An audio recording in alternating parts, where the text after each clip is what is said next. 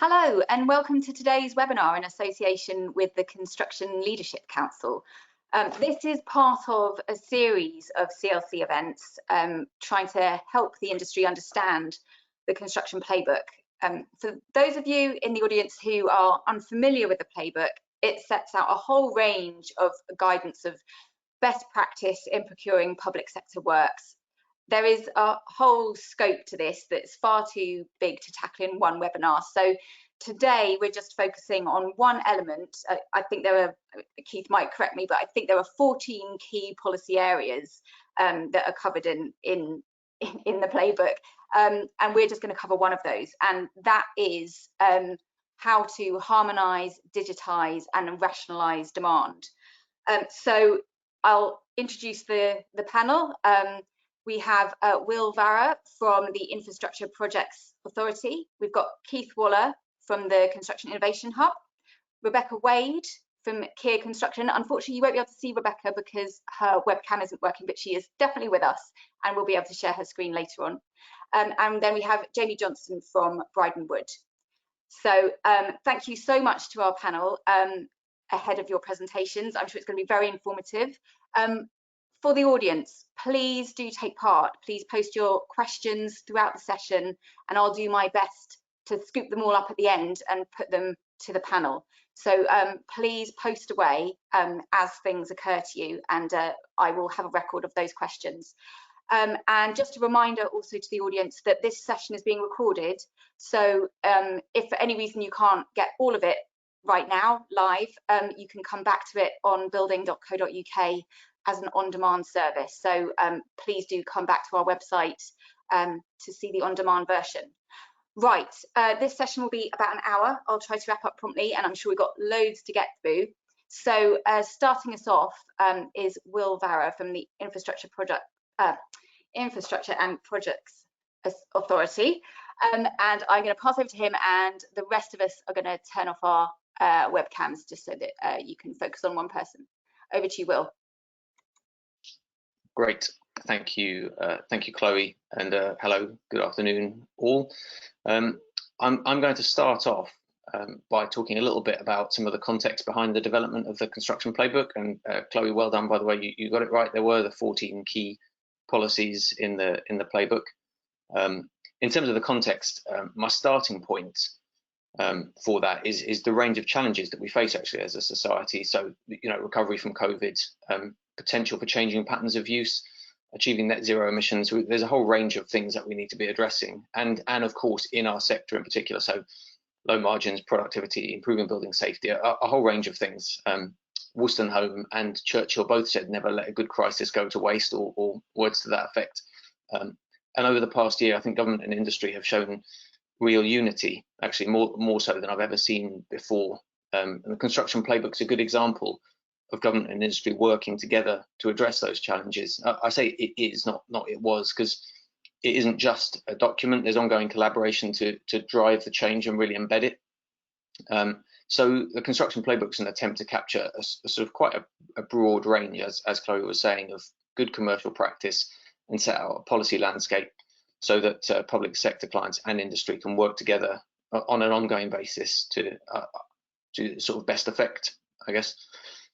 Specifically though, on the principles that are behind harmonise, digitise and rationalise, it's easy to jump straight past the outcomes. So I'm going to start with those actually. And the Construction Playbook talks about outcome-based approaches, and it references social value. So I'll use the delivery of social infrastructure, so it could be schools and hospitals as an example, and applying a strategic outcomes lens might mean thinking beyond just what, so not just, you know, a high performing building, but also how.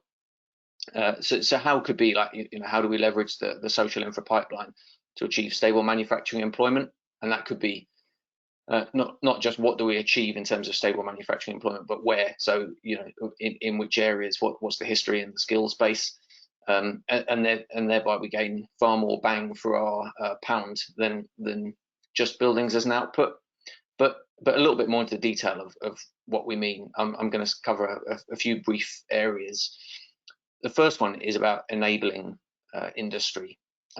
probably in particular enabling production, and even more traditional forms of construction. I would say that that's relevant. So better category management can reduce waste and inefficiency.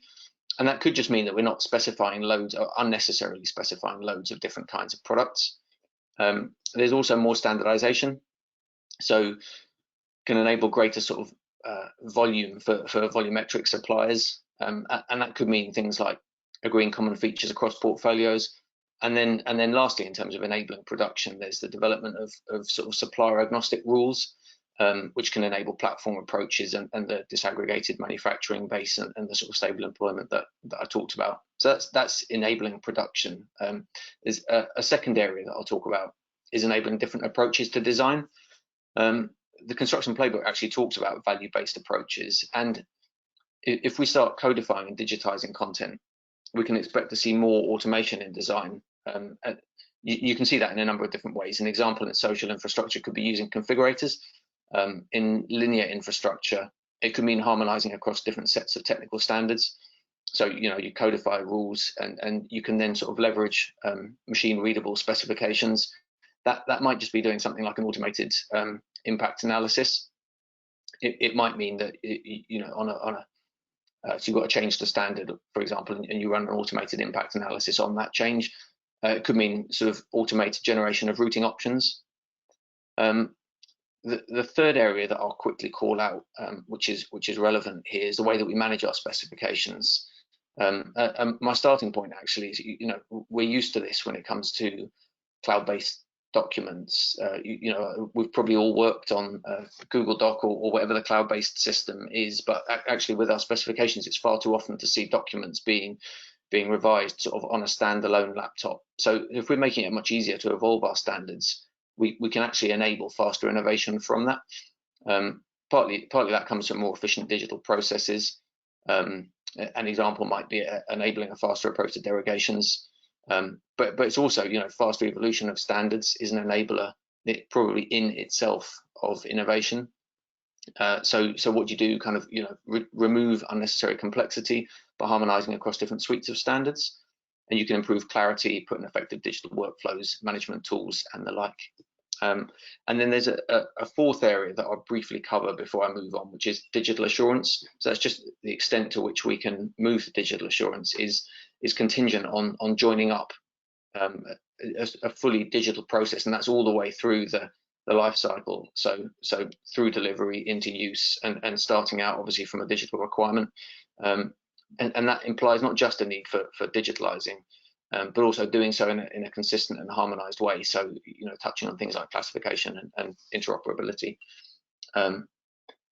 In terms of the detail, well, I've spoken about the context for the development of the Construction Playbook, and the last area that I'll very briefly touch on is what it might mean for how the public sector delivers future construction projects. So, that's going to mean a whole range of things across sort of technical solutions, manufacturing, for designers, for assurance, for assembly partners, and the way that we manage information. I'm not going to sort of touch on all of those because there's not the time to do so, and I think some of the subsequent speakers will do. But just to briefly mention three areas. So the first one is outcomes. We're starting to see the tools and the metrics and the monitoring approaches being developed and tested that will enable us to have a better understanding and use of strategic outcomes in our projects, our portfolios. The second one is I anticipate a bit more central coordination of projects and programs. So, for example, in order to aggregate demand, and probably more coordination of government's technical specifications. I'll just briefly give some sort of flavour of that. So, within a portfolio of social infrastructure schemes, that might look like iterating over the course of the portfolio. So, the design process improves the technical specifications, and your starting point might be quite an old spec, but then over the duration of delivery, that means you've got an updated specification enabling you to have some faster design, and then sort of consistency in the management and operation of multiple facilities. And then lastly, I think just on information management itself, government's previously shown itself willing to mandate the level 2 BIM example, and the Construction Playbook actually expects the application of the UK BIM framework. So it really is setting an expectation for effective management of information, and that starts with the client. but then runs right the way through design and delivery and hand over to the operator. So, a really a whistle-stop tour in terms of Construction Playbook, and an introduction to what I see as being some of the sort of features of Harmonise, Digitise and Rationalise. And I will hand over to Chloe. Thank you. Thank you so much, Will. I think that gives us a really good overview of what we're actually talking about here. So I won't intervene with questions at this point. What I'll do is I'll let Keith Waller take over and give us a bit more flesh to some of those themes, I'm sure, and we can pick up from there. Over to you, Keith. Thanks, Chloe. I'm going to share my screen. Can you let me know if you can see that okay? That looks great, yeah. Brilliant. So firstly, thanks to Will and to you, Chloe, but I just want to build on something that Will said about the playbook itself. And I think the playbook is, I know this has been said before, but it is something different.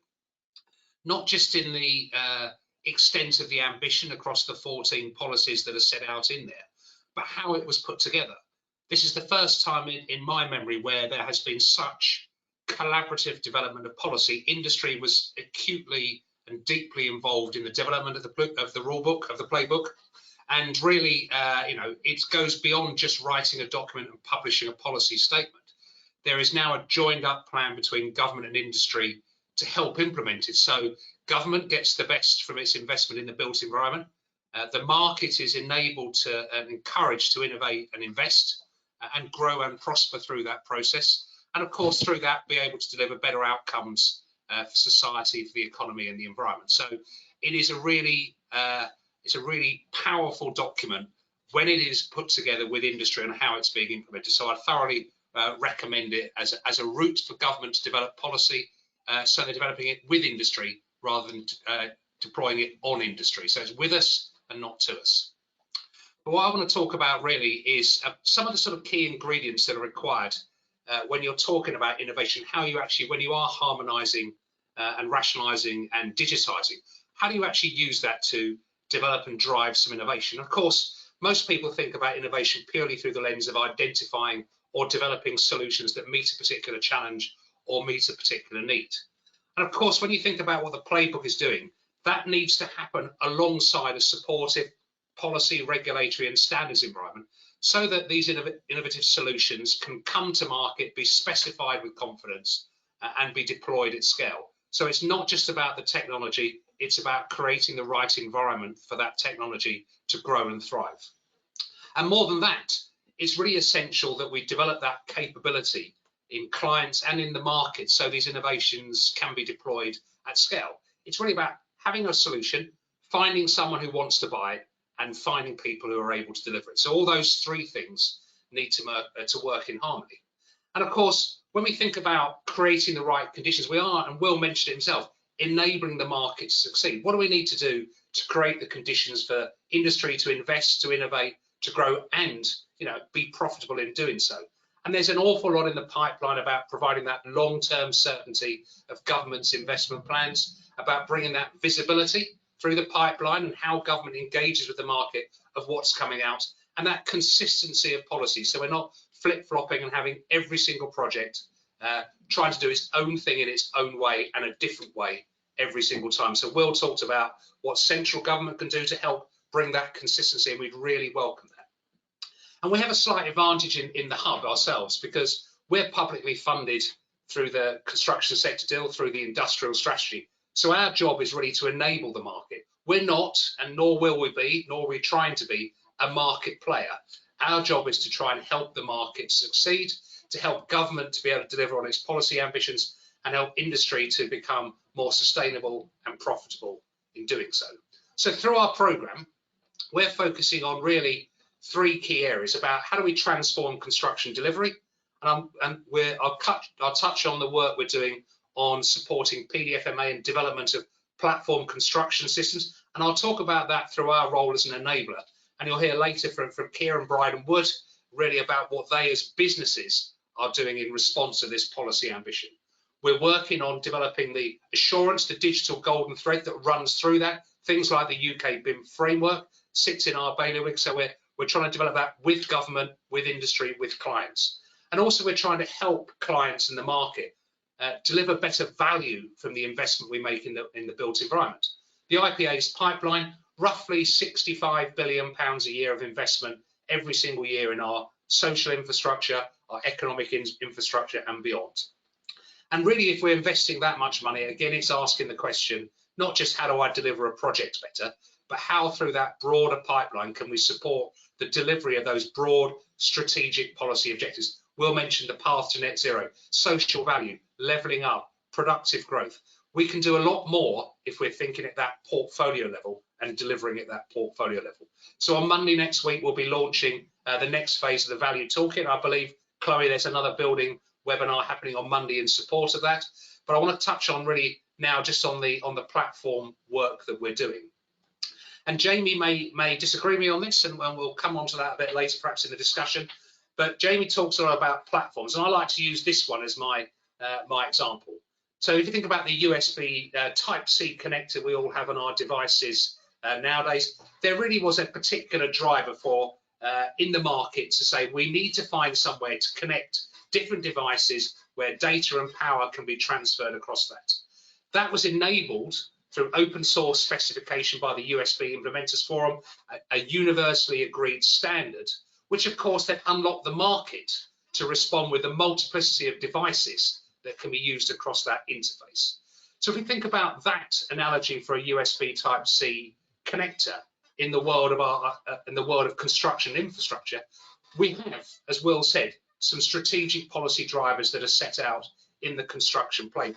But of course, it's not just the Construction Playbook. There's an awful lot of additional policy that sits alongside and around that. So things like the 10-point plan for the Green Industrial Revolution, how we support and drive our economy towards net zero, and the ambitions that came out in the budget around Build Back Better and the plan for growth. So there's some clear drivers out there that we need to change what we do and how we do it. And of course, if we think about the platforms and platform construction systems, how do we enable that market to succeed? What's our connector type that we're thinking about in this space? And of course, how do we enable the market themselves to come up with those manufactured products and sub-assemblies and create that strong investment case so it's worth them investing in developing those tools, those products, those processes, those solutions that can service a long-term stable market. It's very difficult to make an investment case to develop something new if it's only able to be deployed on one single project once. So part of harmonising, rationalising, digitising the demand is creating that long-term stable pipeline and opportunity, so you're building a stronger investment case to develop those new solutions. And in the hub, of course, what we're doing is a number of things to try and help support that market. So I'll come on to the defining the need document we published earlier this year, and of course we have the value toolkit, which are things that support those strategic policy drivers in that space. And of course, we are going to be developing a platform rulebook, which is really to try and develop those interface standards, those rules that allow platform systems, that interoperability, that interchangeability to be developed, which in turn unlocks industry to come up with their own solutions that can work in a long-term stable market where we can deliver platforms that support the strategic policy drivers we have with using tools and rules that enable and unlock the market to innovate, to develop those solutions that will drive up productivity, that will support a safer, higher performing, more productive business to deliver. So I mentioned the defining the need document, which is something that you can find on our website. We published it earlier this year. And we looked across the forward pipeline of 5 government departments, housing, education, health, defence and justice, and looked at around £50 billion worth of projects and programmes they were planning to do over the next 5 years, about £10 billion a year. And through that analysis, we found that around about 70%, £35 billion of that market could be delivered in whole or in part through platform type approaches. And of course, if it's so obvious and there's such a clear market, it does beg the question, why isn't it happening already? And Will touched on that in his words earlier. We still specify more or less the same thing in a very different way.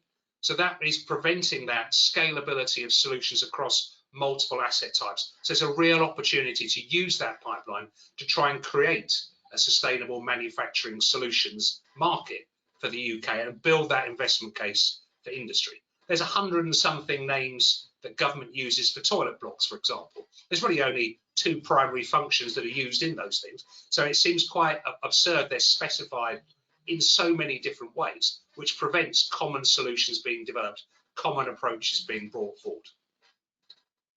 So we think about platforms themselves, you know, what the work we're doing, and we're working with Jaimie, we're working with Kier, we're working with 40 odd of the sort of key industry players, architects, engineers, big contractors, small contractors, product suppliers, about bringing in those lessons and those learnings from the auto and aero sectors. But of course, manufacturing is very much about standardizing the process, not the product. And we want to try and unlock the market by publishing a platform rulebook, and we've just started consulting on that this week. And of course, these platform solutions support higher quality and safety. They use less materials, they have less waste, lower carbon. It builds in that speed and predictability and allows us to customize and repurpose our buildings if we want to think about changing demand and changing needs in the future. But we also want to help people make better decisions. So it's about making decisions that aren't just about the capital phase of a project. It's about delivering those broader outcomes that we'll mention, those social outcomes, economic outcomes and environmental outcomes, and start considering those as part of our decisions. So we're really able to drive that true value across the whole life cycle of the project, from the early days of business case right through to end of life of operation. So really the sort of last slide for me. If we think about the routes to deliver impact from this investment, I mentioned earlier, we have to identify and develop those solutions that can make the difference. We have to build the appetite in clients so that they see the value of adopting these solutions. They can see how not only it delivers their project objectives, but it supports them in delivering against those strategic policy objectives that government is setting out, that society is setting out for them. And of course, it enables a market that can grow to deliver these solutions. We want a market that's sustainable, innovative and profitable to support the investment we have to make in our built environment. And of course, there's a key role then for the playbook and government working with industry to create that long-term certainty that encourages that investment, to use the playbook's ambition to try and harmonise, rationalise, digitalise those specifications, those approaches. So industry's got a much stronger case to invest in new solutions and new products to deliver this long-term and stable demand. And of course, continue to work with industry on implementing the playbook and rolling it out so we are able to, together, to deliver a transformed sector. So Chloe, that's the end of my slides. Thank you. Thanks so much, Keith. I just had a quick follow-up question. Just when you were mentioning the platform rulebook and how that's just started consultation this week with a view to publishing that later in the year. I mean, we're sort of in the first quarter of the year, so what's your sort of time frame on hoping to get that out so that you can? We're aiming for autumn, because I mean, you know, if you speak to anyone in government, they don't never give you a date, they'll give you a season. But I think autumn is our plan for that sort of space. So I think we're aiming to get something in perhaps in early autumn there. So our consultation process, we're running over the next few weeks, and then we're going to start to develop that that content and that structure. But the objective there really is to enable solutions to come to markets, trying to build a strong case for people to develop products and solutions, confident that there's a long-term market for those solutions, not something that can just be tactically deployed on one project alone, but can strategically work across the whole market. But there's more detail on our website. We're oversubscribed, so we'll probably run some more events as we go through. And in terms of when you're saying the consultation, how do you want people to get involved in that, or have you already got like sort of panels of people involved in that? How does that work? We're running a number of sort of open sessions at the moment. So we've been dealing with our partners on the platform program and reaching out to clients and broader parts of industry. But there's more details on our website of the process, and we'll be rolling out perhaps more events to cope with the demand and the interest there is in that. And I'm sure Jaimie will want to touch on some of the aspects of that as well, because we're very closely working with both Rebecca and Jaimie on our platform program and the approach that comes from that. Great. Okay, thanks, Keith. Well, look, we're getting some questions in. Just to remind the audience, I will come to the Q&A session at the end where we'll try and wrap a few themes up. And also there's some questions about, will these slides be available later Yes, they will. This is all being recorded and it will be on our website. So we're going to go over now to Rebecca Wade from Kier, who can give us her perspective. Unfortunately, her webcam's not working, but we do have her slides. So it's over to Rebecca. Yeah, thank you very much for that. So huge apologies. The irony is not lost on me that we're talking about digitisation and I can't get a webcam to work. So bear with me in that. So in relation to, I guess, before diving into harmonisation, digitisation and rationalisation, or HDR, as Will likes to call it, I think it's worth noting, again, as Keith and Will said, where it sits in the broader playbook. And I think also reiterating our commitment and passion in driving forward those broader policies and principles. So be that through our role as an integrator on the Construction Innovation Hub's platform design programme that Keith obviously spoke about, to driving those principles very much in day-to-day project delivery. That isn't just because Kier represented industry in the formation of the playbook, or that one of our projects is one of the 2 case studies in there, but that the principles outlined, be that building back better, faster, greener, equitable, risk share, driving digitisation, are very much how we want to do business, and I think resonate regardless of one's role within the industry. I think harmonisation and that drive for PDFMA is also intrinsically linked to so many of the other themes in the playbook, with its success being entwined with the rollout of visibility and certainty of pipeline, early supply chain engagement, and commercial models that support platforms. And I think it's important to say it's not just platforms as an end point in and of themselves, but as the guys previously mentioned, they're enablers to more holistic outcomes, be that time, cost, carbon or social value. So with my brief few minutes today, I thought it would be useful to outline our journey to date with harmonisation, digitisation and rationalisation, the benefits it can bring to our business, and also what it means for us going forward. So governments aim to accelerate the development of platform approaches and use standardised products and components by aggregating and standardising requirements across multiple government projects and departments and using repeatable designs, is for us very much like the journey of modern methods of construction, in that it's an evolution, not a revolution.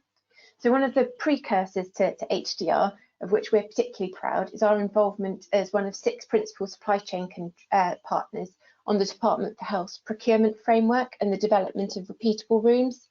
So as part of our role in the Department for Health P22 framework, we collaborated alongside 5 main contractors and their design teams and supply chain to develop standard component sets for 6 room types, 19 arrangements, and we continue to apply these across the circa 70 healthcare schemes that Kier delivers each year. So collaboratively across that framework, we also established commodity agreements with supply chain partners, which were aligned to the repeatable room standardised designs, saving on average 29% per component and over £11 million against original market prices. So given that these were coupled with extended warranties, price certainty BIM models and technical support, kind of echoes what the guys were saying in terms of providing improved and more efficient products. And that use of repeatable rooms across the framework has also helped to reduce running costs by 50 to 70%, kind of shown through post-occupancy evaluations, illustrating those sustained improvements in operation, not just capital costs that can arise from harmonisation. Our journey of digitisation and harmonisation continues at our current project at HMP 5 Wells in Northamptonshire. This represents a real step change in the Ministry of Justice's evolution of prison design, and as Jaimie knows all too well, it has a real focus on creating smaller cohorts and a more normalised environment to facilitate rehabilitation. It also forms the blueprint for the MOJ's wider programme to create 10,000 new prison places, with the aim that this platform design can be continuously adopted and refined for the MOJ's forthcoming new build portfolio. And for us, the results of this integrated approach of digital tools and modern methods of construction have provided a number of benefits. So this includes a highly standardised design that could be rolled out across future sites. In fact, this very design is being constructed by another contractor at HMB Clembarva currently. It also provided us with resilience during the recent COVID pandemic through the provision of a buffer stock of off-site fabricated panels. And the repeatability in design and manufacture has led to a panel QA pass rate of in excess of 99%, We've also been able to add over 3,000 components to the Ministry of Justice's digital library to help develop a custodial kit of parts. And touching on what Keith was saying in terms of these platforms being an enabler to social value, we've also seen with this in terms of the role of MMC to really help drive the levelling up agenda, as well as engaging prisoners released on temporary licence undertaking works on site. The overlay of Wellingham's off-site supply chain with areas of deprivation in England has provided a more holistic social return on investment in some of the areas that need it the most. But what I think those previous examples really illustrate is that our journey in terms of harmonisation, digitisation to date has been very much focused on harmonisation within individual sectors. And I think for me, that's the real step change that comes from the harmonisation, digitisation, rationalisation policy in the playbook. So the work that's taken place within sectors and government departments is really now transcending those traditional sector boundaries. And so whilst of course as a contractor, our methodologies and practices such as use of digital tools, digital rule checking as a precursor to machine readable standards are transferred between sectors, it's that alignment of specifications across government that allows us to further that so much more. As Keith outlined, the Defining the Need report for the Construction Innovation Hub has also really enabled us to explore much more of the synergies that reside between government clients and how we can then develop and deploy interoperable solutions to maximise those economies of scale, such as the fact that circa 70% of government spaces require a mid-span framing system, but also respecting and responding to some of the specific requirements that have come out, such as the need for added security and robustness in specific areas across the defence and custodial estates. And so for me, what I think harmonisation has shown us are the significant benefits that this move towards platform design can have on increasing predictability. We don't often talk about predictability, but actually with increased predictability comes increased productivity and hence profitability.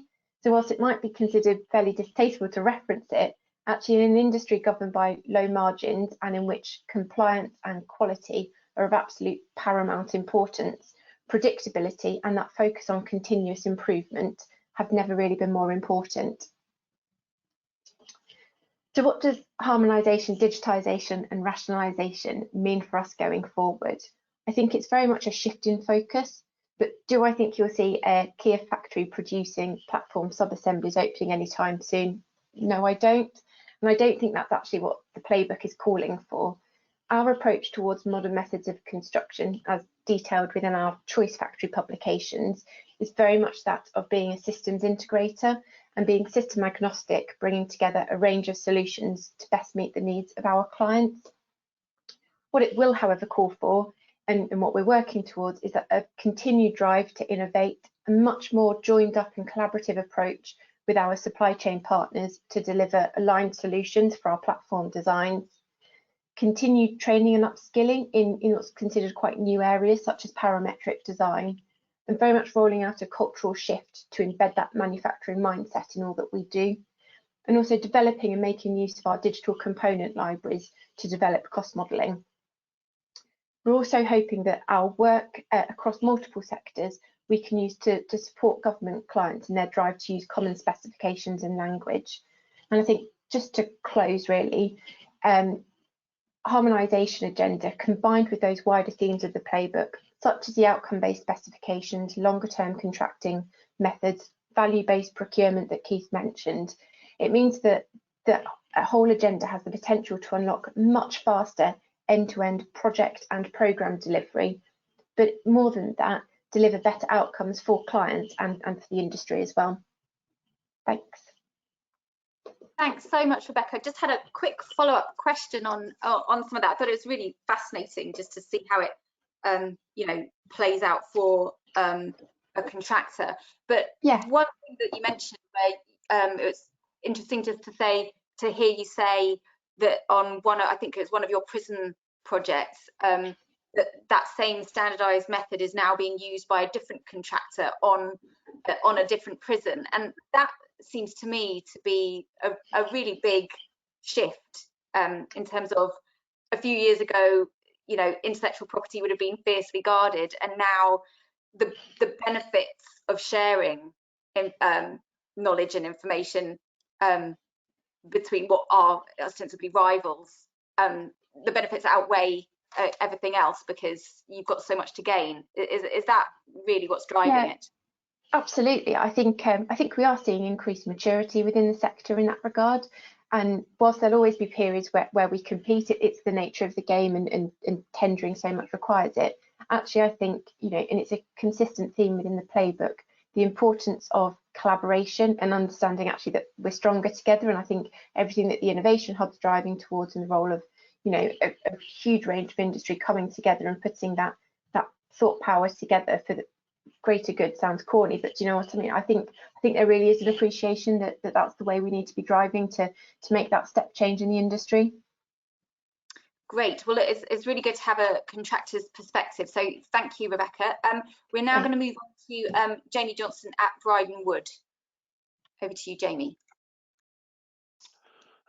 Hello there. Right, first up, can you see my slides? Those are appearing fine. Thanks, Jaimie. Perfect. Okay. All right. Thanks a lot.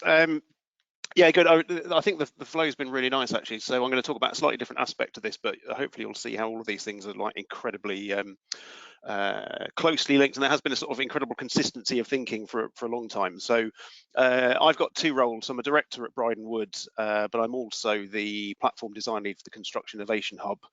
And one of the things we've been trying to do is make available, I'll come back to the IP point, but it's really important. What we've been trying to do is make available things we've been doing for a whole range of sectors and clients, and sort of condense it into this sort of platform design system. So yeah, we didn't used to use the language, I love Will's terms, HDR, because no one's got time to say the full amount of syllables, but we didn't used to describe it as HDR. But one of the things that we were specifically kind of set up to do or interested in was how to develop standard components that allowed you to build multiple assets, typically for kind of repeat clients. So people like GlaxoSmithKline and Circle, and we developed a solution for schools. But you can see here, these are a range of things we've done where we were trying to resolve that tension, or kind of do the thing that automotive does very well, where you get complete standardization at kind of component level, but you get complete flexibility of design at asset level.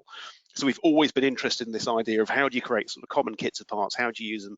In this case, it was across sort of multiple projects for the same client, but it started our thinking, I suppose, of how we could sort of learn things across sectors. So really the sort of platform thinking was a culmination, or it's an evolution of something that started a long time ago. So these are all projects in different sectors where our thinking evolved. So we started out using a particular type of hybridized superstructure, for instance, for GlaxoSmithKline back in 2007. That evolved into a slightly different but kind of linked way of doing schools for the BSF program back in 2009. That then morphed into a healthcare solution. So you can start to see we're getting closer and closer to what we would now recognize as the current platform stuff we're doing. But you can see we were sort of on this journey. I spent a couple of years out in Russia developing a version of this for Russian housing, which is, the diagram at the top left is incredibly similar, actually, a lot of things in there compared to what we're now doing for clients like Landsec. But where this, I mean, it's been mentioned a couple of times, where this really kicked off and we started using the term platforms was on the prison estate transformation program for the MOJ.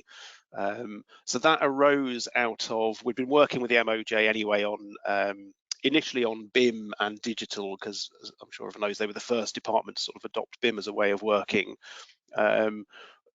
There was particular people within the MOJ who had watched what we were doing with GSK and Circle in particular. And so there's a particular kind of way of working where we don't start with a brief, we start with a problem statement.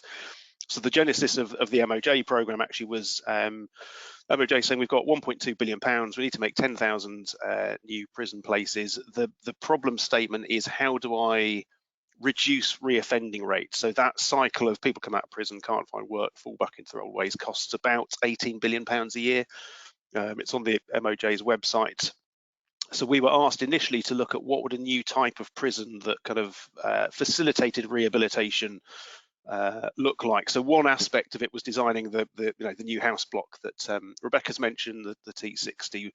hasn't got bars, doesn't have galleries, it's much more normalizing environment. So one aspect was a new type of prison, but in developing that, we started noticing lots of potential commonality across different bits of the MOJ estate.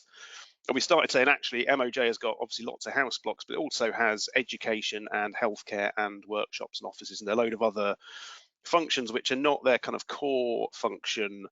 But if the solutions we're developing at MOJ level are any good, like, why wouldn't you put them across things? So it started this kind of conversation around how dissimilar are the MOJ's classrooms compared to DFEs? How dissimilar is their healthcare compared to NHS, etc., which started in this sort of cycle of looking for commonality and sort of leaning into it, which is obviously one of the key principles of HDR and everything that followed. So this was a kind of snapshot of one of the sites saying we could mix and match superstructure and facade systems across buildings, but with a very limited number of components, we could get a very high degree of bespokeness, but also sort of shared components. MOJ, to their massive credit, then really led into this. We said one thing we'd love to do actually is use prison industries to make the components. So if the problem statement was rehabilitation, if we could get prisoners to actually make the components, then you could use the building of the new program to train up prisoners and give them skills and opportunities so they're less likely to reoffend. So you get a better prison and a more enabled workforce. So to their massive credit, they gave us access to prison industries. We set up a manufacturing facility up in HME Lindholm, trained a bunch of prisoners, and you can see they started prototyping, and we built, you can see here, a section of house block and what then became the common platform 2, which we'll talk about in a bit.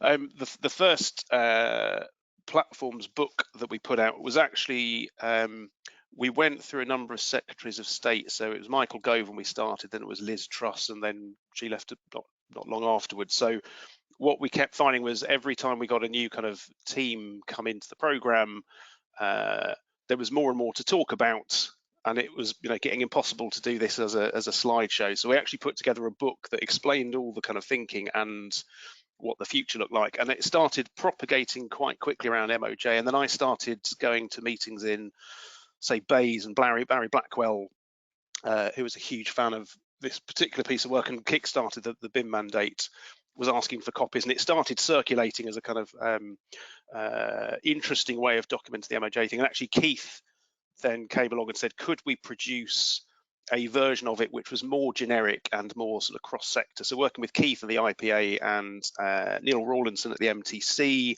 and people from the MOJ, we put together the book, what you can see on the right-hand side, which kind of articulated this vision of saying, what would you do if you kind of really lent into this? So that was, I think, a kind of, I don't know, tipping point in our thinking, because it was the first time we'd written it down.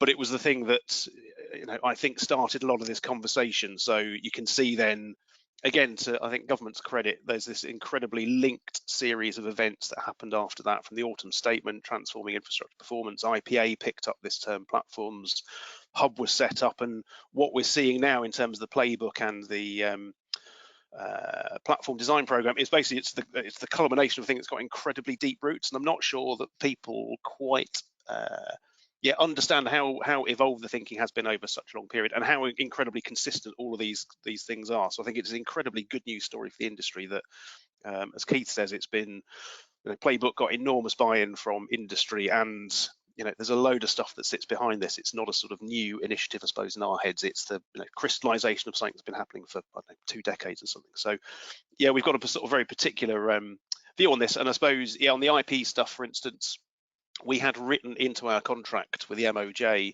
that anything we developed for MOJ, they got to use forever for any purpose. So effectively all the platform stuff we developed already belongs to government and is already available to government departments if they choose to use it. And that was actually quite hard to get written into the contract, but again, we've always been believers that what will underpin this is a completely shared approach. We've got to start changing the way we think about sort of protecting things. So yeah, we're delighted with the fact, obviously, that MOJ are continuing to use the T60 house block, and that some of the stuff we've done at platforms has been made available to the hub. So current things we're doing, we've got now a range of these. You can see some of the platform 1-2 stuff. Platform 2 is the one that Keith's mentioned. It's the that mid-span kind of way of working has got about a £35 billion market from the stuff we looked at for the hub. So we're not saying that's necessarily the only version of that mid-span platform, but it's one of them. There's an enormous market to go after there, which is why we think this is so worth pursuing. Platform 3, I'm going to show you very quickly. It's one we've developed for Landsec. So again, I think there's a fantastic good news story that a thing that we developed for the public sector, we've since evolved into the private sector. Landsec have picked it up and are deploying it on site now, and then we get to feed all of that learning back into the hub. So again, there's a nice circularity, I think, of that kind of feedback between public and private sector. We've also obviously, one of these sort of key HDR things is there's a commonality of components and processes across all of these. So you can see here, sometimes we're using physically the same components for these different platforms.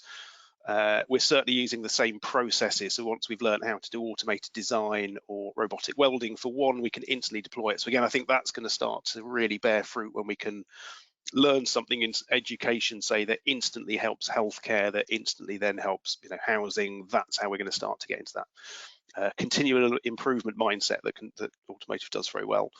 So this is the project. I've only got a couple of slides on this, but this is live on site at the moment. It's called The Forge. It's about 140,000 square feet of commercial office just south of St Paul's. It's just right next to Tate. So incredibly nice, you know, site. Architecturally not constrained by the fact that it's, you know, built using standard components, but it's allowed us to firstly really get into the kind of practicalities of delivering platforms. It's also, we got some UKRI funding to test automation, and it's enabled us to work with Easy Space.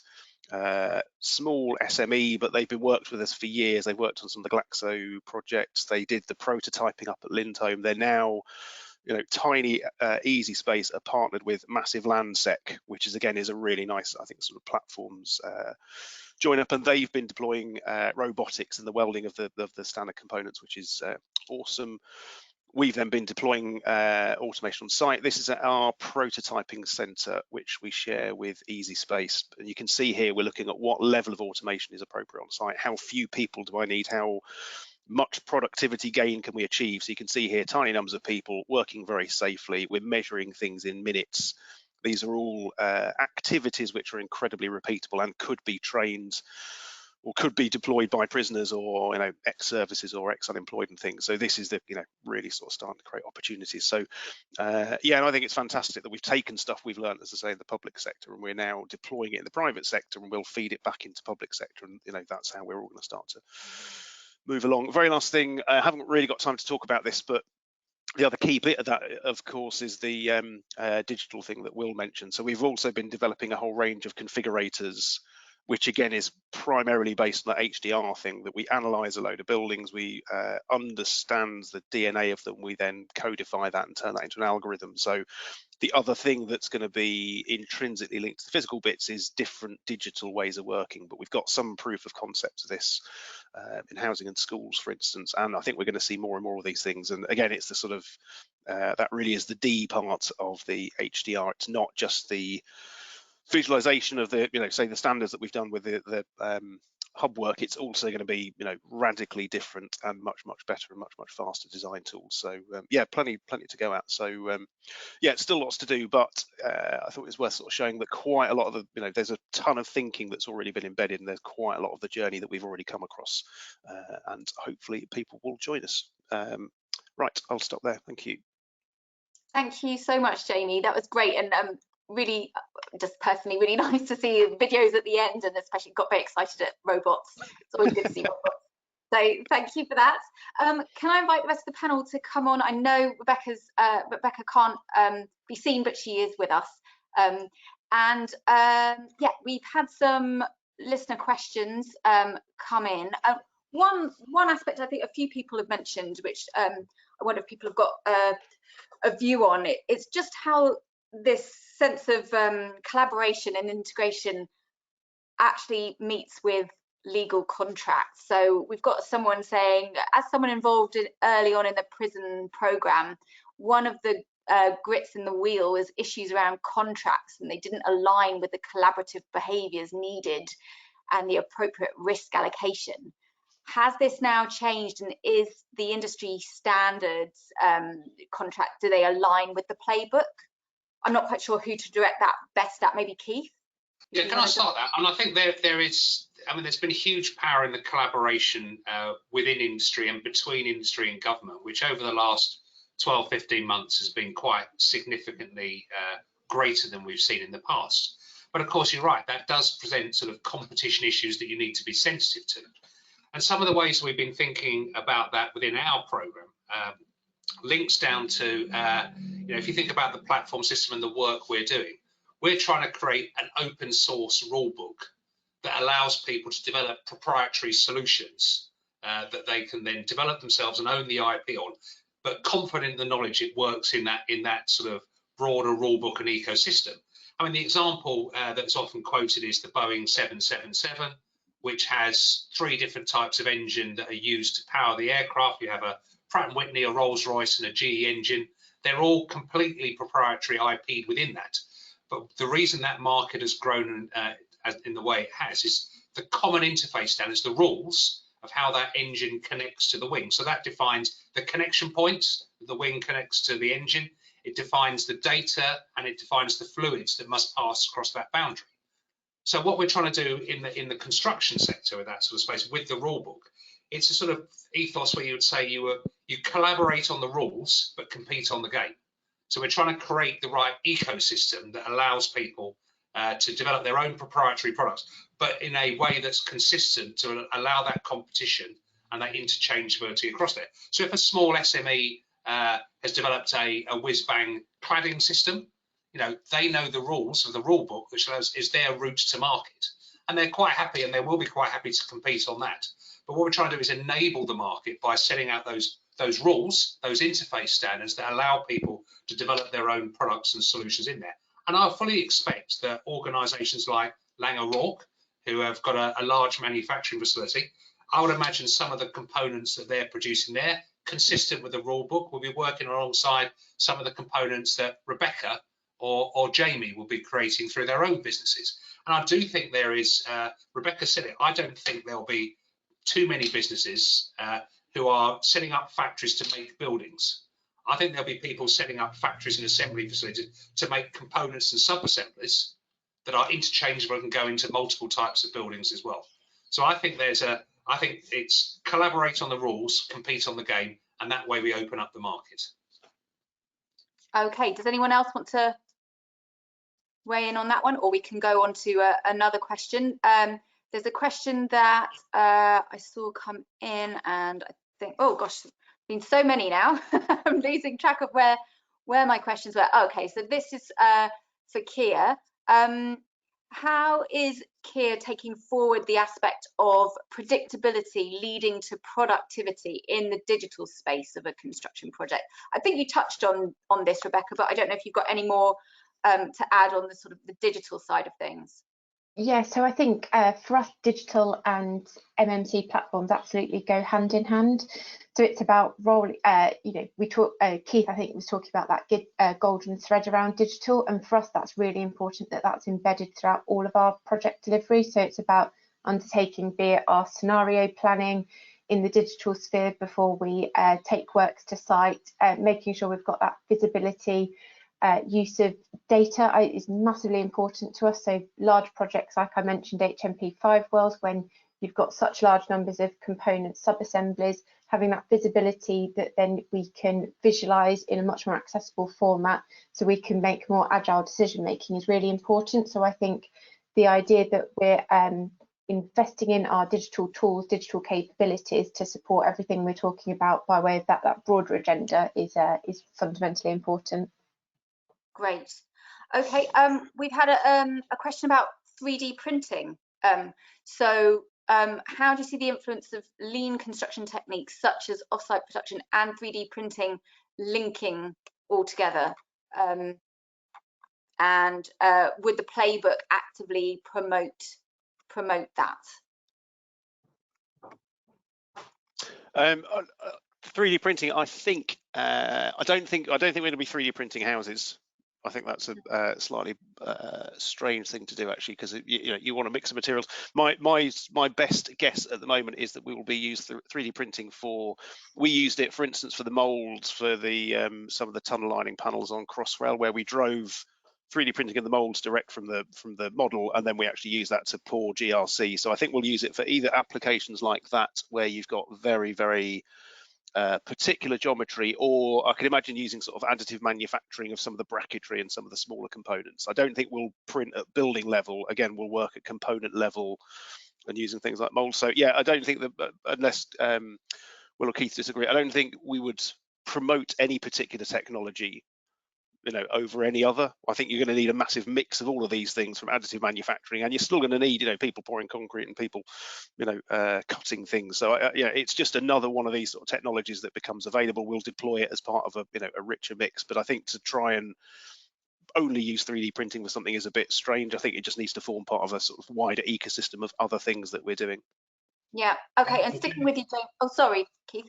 Come on in. I'll say that's exactly what we hope to get through the rule book, is then if we've got those common interface standards identified, then you can meet the requirements of those components or sub-assemblies by whatever means delivers the best solution. That could be conventional manufacturing, advanced manufacturing, additive manufacturing.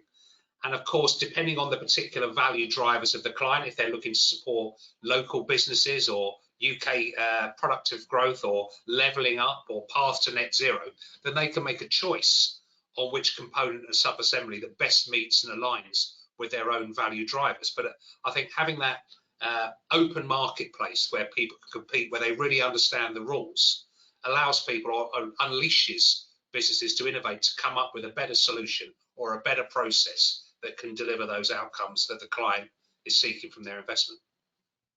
Okay, just coming back to you, Jaimie, there's Nicola's asked a specific question, just saying it would be interesting to know what design or technical compromises you've experienced to date in practice, and what would Landsec say their experience of this is. So I'm assuming what she's getting at is, when you're trying to innovate in this way, do you have to make compromises with the design vision? No, never. It was one of the mantras we've always had is, if you ever compromise the quality of the design, or say operational flows or clinical flows in a hospital or something, if you ever compromise the quality of the design in service of the system, then you've lost, like you've instantly screwed it. So one of our things has been the systemization is there to support better buildings and higher performing assets. It's not an end in itself.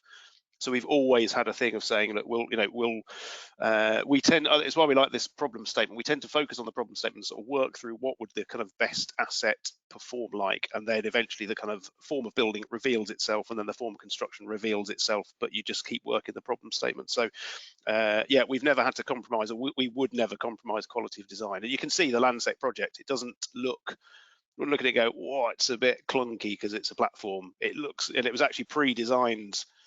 We've post-applied the platform to it, which is again one of the sort of key features of platforms, is that you don't have to compromise. Again, we standardize at component level, but not at asset level. So, but the other question that comes up, we get this question quite a bit. We're still using steel and concrete, and we're still applying to building regs, and we still, gravity is the same. We don't distort reality with platforms. So, yeah, actually, the kind of technical approval process is incredibly similar. It's the same. The kind of the design process isn't vastly similar. It's just a lot quicker. But yeah, we would never make a compromise like that to because we've got a clever bracket we want to use. You go, no, that's not how this works. Okay, I think we've got time for one more question. This focuses on sort of the education piece. So it's saying, how can the playbook be used in FE teaching and learning for construction? Employee engagement with FE to provide the next trained workforce through T levels and apprenticeships.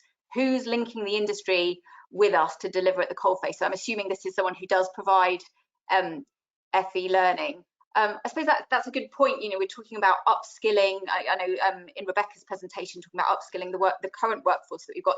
Is there a role there for the playbook to be sort of taught to the next generation? Keith, can I start on that one if you like, Chloe? So yes is the answer. So if you look at, again, there's quite a lot of synergies between things that are happening across industry at the moment. CLC have recently published their skills strategy. And of course, if you look at our sector, it still doesn't really reflect the society it serves. And that is, we have a choice of either trying to persuade people that unattractive careers are attractive, or we can try and make the careers more attractive. And I think when we start looking at some of the opportunities through a digitised manufacturer, advanced manufacturer, all of those sort of new skills that will be required, we don't need to be training as many bricklayers and as many plasterers and as many glaziers or whatever, the traditional biblical trades. There's a real opportunity through the playbook to demonstrate how the careers in construction can be much more open, much more attractive, much more sustainable. None of this needs to work as much on site.